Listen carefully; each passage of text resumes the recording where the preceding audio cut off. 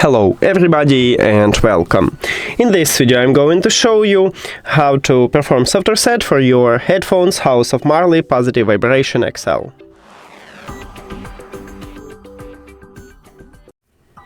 So at the right ear cup we have multifunctional button between volume up and volume down buttons.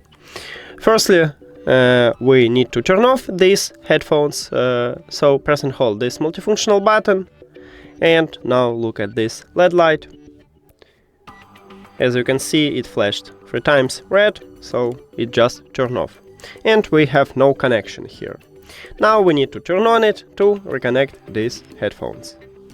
And again, press and hold at the multifunctional button right here, and this LED light flashed blue. Here we go, and now we should have connection. Yeah. And with this method you can fix a lot of small troubles with your headphones.